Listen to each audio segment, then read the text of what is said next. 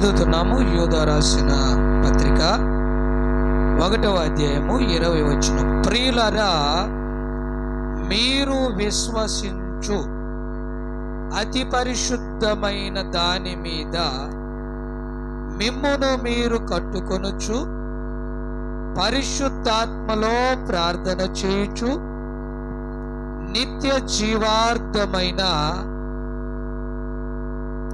మన ప్రభువైన యేసుక్రీస్తు కనికరము కొరకు కనిపెట్టుచు దేవుని ప్రేమలో నిలుచున్నట్లు కాచుకొని యుండుడి. ప్రార్థన చేద్దాం. మహోన్నతుడా, మహిమ కలిగిన యేసుక్రీస్తు రాజా, నీ పాదాలకు కృతజ్ఞతాస్తుతులు చెల్లించుచున్నాము. గడిచిన ఉదయకాలము నుండి సమయం వరకు కాపాడి రక్షించి నీ పరిశుద్ధ మందిరములోనికి మీరు మమ్మల్ని నడిపించినందుకు స్తోత్రములయ్యా. ఈ సమయములో నీ ప్రియబిడలమైన మేము నీ సన్నిధానములో మా తలలను వంచి ఉన్నామునైనా ఆత్మస్వరూపిగా మీరు దిగి వచ్చి చేరి వచ్చిన నీ ప్రియబిడలమైన మాకు నీ వాక్యమును అందించి నీ నామానికి మహిమ తెచ్చుకొనమని యేసు నామములో ప్రార్థిస్తున్నాను తండ్రి, ఆమేన్. క్రీస్తునందు ప్రియమైన దేవుని బిడ్డలారా, ఈ రాత్రి వేళలో ఈ యూదా రాసిన పత్రికను మనము చదువుకుంటున్నాము. ఈ యూదా రాసిన పత్రికలో యేసుక్రీస్తు దాసుడును యాకోబు సహోదరుడైన యూదా రాసినటువంటి మాట ఏమిటంటే, దేవుని ప్రేమలో నిలిచి ఉండండి. దేవుని ప్రేమలో నిలిచి ఉండండి. ప్రియమైన దేవుని బిడ్డలారా, దేవుని ప్రేమ అనే దాన్ని మనము ఆలోచిస్తే, ఈ దేవుని ప్రేమకు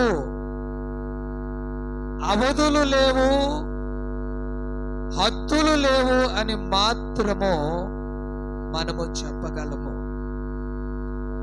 ఎందుకంటే దేవుని ప్రేమను గూర్చి భక్తుడైన యోహాను కానీ, దేవుని ప్రేమను గూర్చి అపోస్తులు కానీ, దేవుని ప్రేమను గూర్చి మన పితరులు కానీ, దేవుని ప్రేమను గూర్చి ప్రతి ఒక్కరూ వర్ణించారు, వివరించారు. ప్రియమైన దేవుని బిడ్డలారా, ఈ దేవుని ప్రేమలో మనము నిలిచి ఉండాలని మాత్రమే యూదా భక్తుడు కోరుకుంటున్నాడు. కారణం ఏమిటంటే, ఈ లోకం అనేది బహుభయంకరముగా ఉన్నది.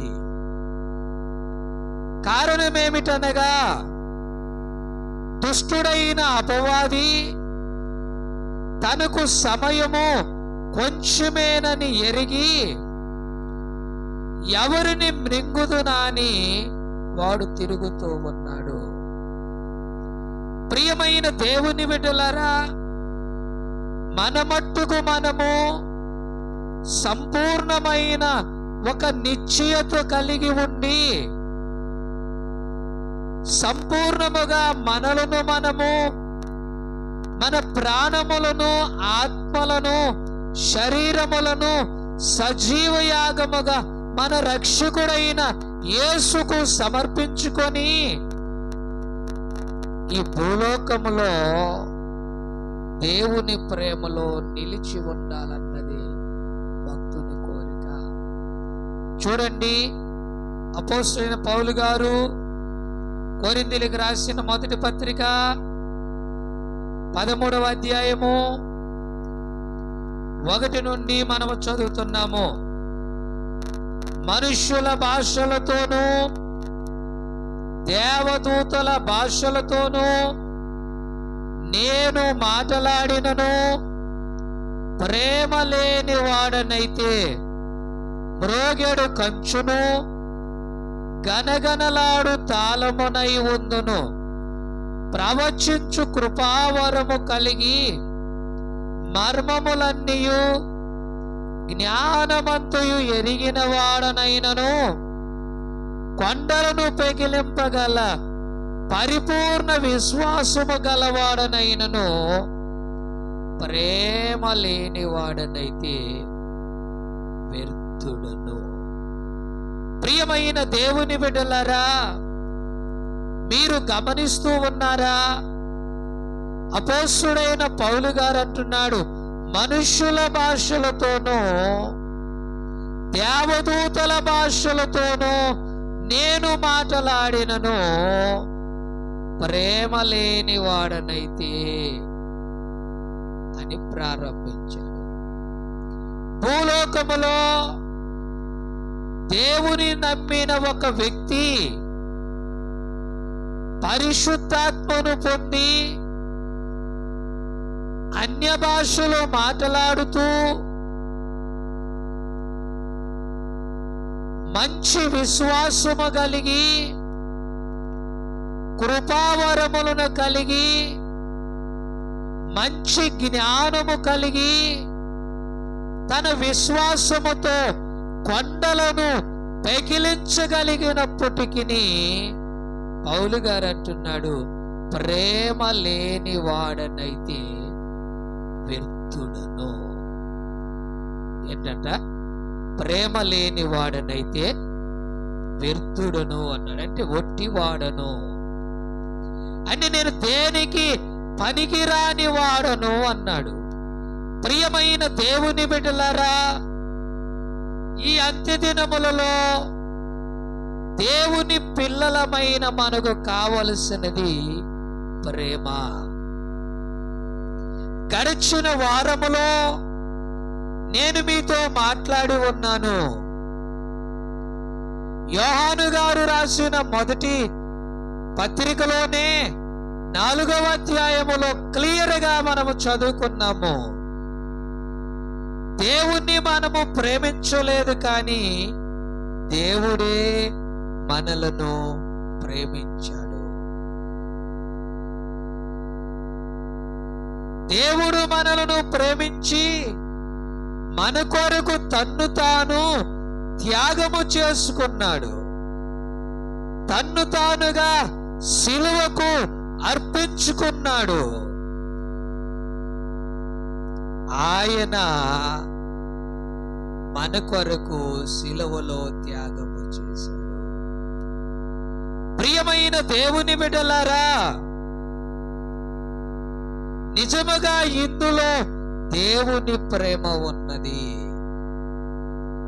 ఎవడైనను భూలోకములో తాను చూచుచున్న సహోదరుణ్ణి ప్రేమింపక చూడనటువంటి దేవుణ్ణి ప్రేమించుచున్నానంటే వాడు అబద్ధికుడని పౌలు గారు అన్నాడు.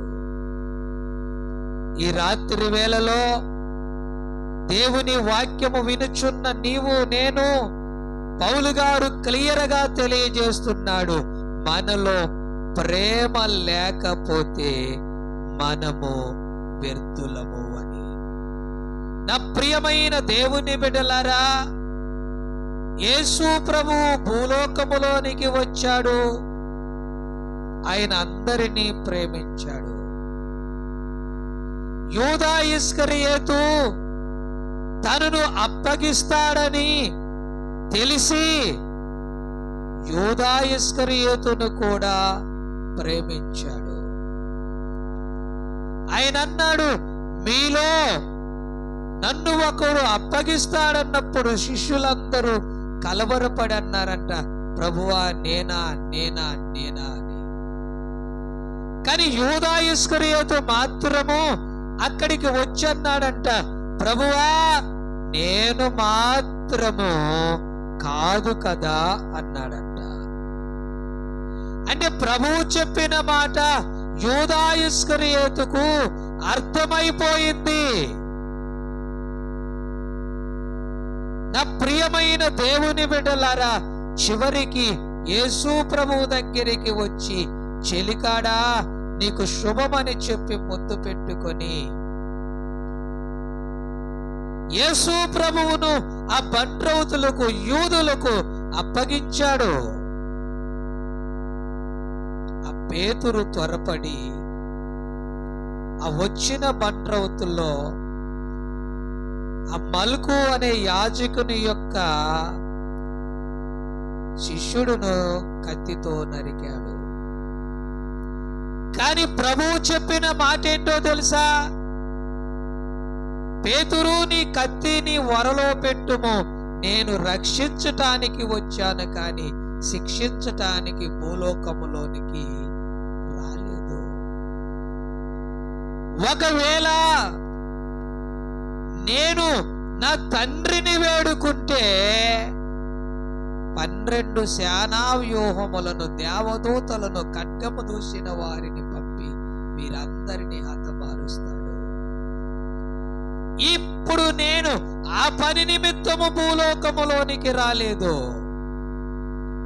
నేను వచ్చిన పని ఏంటంటే రక్షించటానికి. దేవుని నామమునకు మహిమ కలుగునుగాక. రక్షించటానికి వచ్చిన నేను ప్రేమనే చూపించాలి కానీ, రక్షించటానికి వచ్చిన నేను ప్రేమించటమే చెయ్యాలి కానీ, నేను నా పగను తీర్చుకొనటానికి నేను రాలేదు. ప్రియమైన దేవుని బిడ్డలారా, యేసుక్రీస్తు నామములో ముద్రించబడినటువంటి మనము, ఆయన ఆత్మను పొందిన మనము, ఆయన రక్తములోను శరీరములోను పాలు పంపులు పొందిన మనము ఆయన గుణగణములను కలిగి ఉండాలి. ఆయన దూషించబడ్డాడు, ఎదురు దూషించలేదు. ఆయన ద్వేషించబడ్డాడు, తిరిగి వారిని ద్వేషించలేదు. సిలువలో ప్రభువు పొందిన అవమానము సామాన్యమైనది కాదు. పనికి మాలిన వారు సైతం అన్నారు, నీవు దేవుడు అయితే క్రిందికి దిగు అని. పనికి మాలిన వారి సైతము ఎగతాళి చేశారు, అపహాస్యము చేశారు. అయినా ప్రభువు వారిని ప్రేమించాడు తప్ప శిక్షించలేదు. యేసు ప్రభువు దగ్గరికి యోహాను వచ్చి అన్నాడు, ప్రభువా, నా సహోదరుడు నా ఎడల తప్పిదము చేసినప్పుడు నేను ఎన్నిసార్లు నా సహోదరుని క్షమించాలి? 7 సార్లా, లేకుంటే 7 ఏండ్ల మట్టుకా?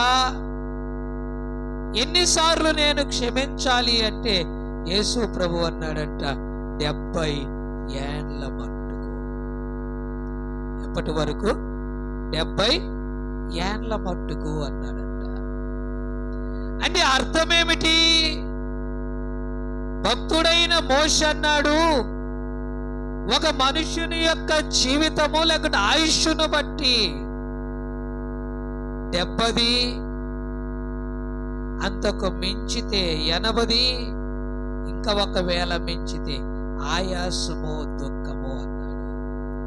అంటే ప్రభువు చెప్పిన మాట ఏంటో తెలుసా? ప్రతి మనుష్యుడు బ్రతికి ఉన్నంత కాలము నీ సహోదరుణ్ణి ప్రేమించమని చెప్పాడు. నా ప్రియ దేవుని బిడ్డలారా, మనము ప్రేమించువారమే కానీ ద్వేషించువారిగా ఉండకూడదు. పౌలు గారు అంటున్నాడు, మనుషుల భాషలతోనూ దేవదూతల భాషలతోనూ నేను మాట్లాడిన, కొండలు పెకిలింపగలిగిన విశ్వాసమున్నా ప్రేమ లేని వాడనైతే నేను వ్యర్థుడును వ్యర్థుడును వ్యర్థుడును అన్నాడు. ఎందుకంటే ప్రేమ శాశ్వత కాలం ఉంటుంది. ప్రేమ అన్నిటినీ సహించుచున్నది. ప్రేమ దయ చూపించుచున్నది. ప్రేమ మత్సరపడదు. ప్రేమ డంబముగా ప్రవర్తించదు. ప్రేమ ఉప్పొంగదు. ప్రేమ అమర్యాదగా నడుచుకొనదు. ప్రేమ స్వప్రయోజనమును విచారించుకొనదు. ప్రేమ కోపపడదు. ప్రేమ అపకారమును మనస్సులో ఉంచుకొనదు. ప్రేమ అన్నిటినీ తాలుతుంది. ప్రేమ అన్నిటినీ నిరీక్షిస్తుంది. ప్రేమ అన్నిటినీ ఓర్చుకుంటుంది. ప్రేమ శాశ్వత కాలము. లాస్ట్ గా పౌలు గారు అన్నాడు ఆ 13వ వచనములో, విశ్వాసము, నిరీక్షణ, ప్రేమ ఈ 3 నిలుచును. వీటిలో శ్రేష్టమైనది ప్రేమ. శ్రేష్టమైనది ప్రేమే. కనుక ప్రియమైన దేవుని బిడ్డలారా, ప్రేమ కలిగి ఉండాలి. అపోస్తలుడైన పౌలు గారు ఇదే కొరింథీయులకు రాసిన మొదటి పత్రిక 14వ అధ్యాయము 1వ వచనములో అన్నాడు, ప్రేమ కలిగి ఉండుటకు ప్రయాసపడని వెంటాడండి. కనుక దేవుని వాక్యము వినుచున్న నా ప్రియ స్నేహితులారా, దేవుని పిల్లలారా, దేవుని ప్రేమలో నిలిచి ఉండమని బైబిల్ చెప్పుచున్నది. కాబట్టి ప్రేమలో నిలిచి మనము ప్రభు రాకడలో సిద్ధపడి ఆయనతో కొనిపోవుదుము గాక. తలలు వంచండి, మోకరించండి. ఒక్క నిమిషము. ప్రభువా, ఈ రాత్రి వేళ నీ వాక్యమును మీరు మాకు హెచ్చరించి ఉన్నారయ్యా. నిజమునైనా ప్రేమలో నిలిచి ఉండమన్నావు. శారీరక పరమైన, లోకపరమైన ఈ ప్రేమ మాలో ఉన్న ఎడల గొప్ప అద్భుతములు చేయు శక్తియు, లేకుంటే గొప్ప విశ్వాసం మాలో ఉన్న ఎడల ప్రేమ లేకపోతే వ్యర్థం అంటున్నాడు. ప్రభువా, ఈ రాత్రి మాలో ప్రేమను పుట్టించు. ప్రేమ కలిగి జీవించే కృప మీరు మాకు దయచేయమని ఒక్క నిమిషము అందరము కూడా ప్రార్థన చేద్దాం. అందరము కూడా ప్రార్థన చేద్దాం. హల్లెలూయా, హల్లెలూయా, హల్లెలూయా, హల్లెలూయా, హల్లెలూయా. దేవానికి స్తోత్రం, పరిశుద్ధుడానికి స్తోత్రం, శక్తిమంతుడానికి స్తోత్రం, సర్వాధికారికి స్తోత్రం, సర్వోన్నతుడానికి స్తోత్రం, మహోన్నతుడానికి స్తోత్రం, మహోపకారీనికి స్తోత్రం, మహిమ కలిగిన తండ్రికి స్తోత్రం, యేసయ్యానికి స్తోత్రం.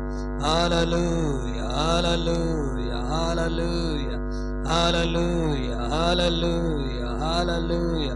దేవానికి స్తోత్రం, స్తోత్రం, స్తోత్రం, స్తోత్రం, స్తోత్రం, స్తోత్రం, స్తోత్రం.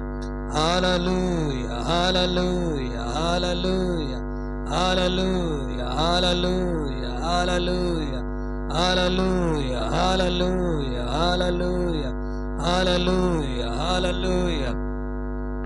Thank you Lord, thank you Lord, thank you Lord, thank you Lord, thank you Lord, thank you Lord, thank you Lord. దేవా స్తోత్రం, స్తోత్రం, స్తోత్రం, స్తోత్రం, స్తోత్రం, స్తోత్రం. హల్లెలూయా, హల్లెలూయా, హల్లెలూయా. Thank you Lord, thank you Lord, thank you Lord, thank you Lord, thank you Lord. హల్లెలూయా, హల్లెలూయా. స్తోత్రం, స్తోత్రం, స్తోత్రం. కృపగలిగిన దేవా, పరిశుద్ధుడవైన మా తండ్రి, నీ ఘనమైన, ఉన్నతమైన, అతి శ్రేష్టమైన నామమునకు కృతజ్ఞతాస్తుతులు చెల్లించుచున్నాము. దేవా, ఈ సమయములో నీ ప్రియ బిడ్డలమైన మేము తలలు వంచినైనా ఓ మా మధ్యకు రమ్మని మాతో మాట్లాడమని ప్రార్థించగనైనా దేవా, ఇదిగో తండ్రి, నీ పరిశుద్ధాత్మ ద్వారా నీ వాక్యమును చేరి వచ్చినని ప్రియపడేవలన మాకు మీరు అందించినందుకు స్తోత్రములు నాయన. నిజముగా ప్రేమలో, దేవుని ప్రేమలో నిలిచి ఉండమని నైనా ఇదిగో తండ్రి ప్రభువా, నీ వాక్యమును యూదా భక్తుని ద్వారా మేము విని ఉన్నాము. అంతేకాదు నాయన, పౌలు గారు అంటున్నాడు, ఇదిగో ప్రేమ లేని వారమైతే వ్యర్థులము అని నాయన. దేవా, ఈ సమయములో నాయన నీ ప్రియ బిడ్డలమైన మేము నీ సన్నిధానములో ప్రార్థిస్తున్నాము నాయన. అయ్యా, మేము ఇతరులను ప్రేమించే మనస్సు లేక, ఇతరులను ప్రేమించే లక్షణము లేక నాయన, ఇరుగు పొరుగు వారిని ప్రేమించక, ఓ బంధుమిత్రులను ప్రేమించక, తోటి సహోదరి సహోదరును ప్రేమించుకున్న ఎడల దేవా, ఇదిగో తండ్రి, ఈ రాత్రి దయతో మీరు మమ్మల్ని మన్నించమని ప్రార్థిస్తున్నాను నాయన. దేవా, ఈ రాత్రి వేళ ఇదిగో తండ్రి, నిన్ను కలిగిన మాకు నీ గుణములను కలిగి ఉండే కృప దయచే నాయన. ప్రేమించే గుణాన్ని మీరు మాకు అనుగ్రహించండి, ప్రేమించే మనస్తత్వాన్ని మీరు మాకు అనుగ్రహించండి. దేవా, నీ రాకడ అత్యంత త్వరలో ఉంటుండగా నాయన, నీ రాకడ కొరకై ప్రేమ కలిగిన ఆయన ప్రార్థన చేయొచ్చు, అనేకుల కొరకు విజ్ఞాపన చేయొచ్చు, అనేకులను ప్రేమతో నాయన అయ్యా నీ యొద్దకు నడిపించే కృప మీరు మాకు అనుగ్రహించమని యేసు నామములో ప్రార్థిస్తున్నాను తండ్రి, ఆమేన్. అందరం చెబుదాం, యేసు రక్తమే జయం, ప్రభు యేసు రక్తమే జయం, ప్రభు శిలువ రక్తమునకు సంపూర్ణ విజయం, అపవాది క్రియలకు అనంత నాశనము అపజయమును కలుగునగాక. ఆమేన్. అందరికీ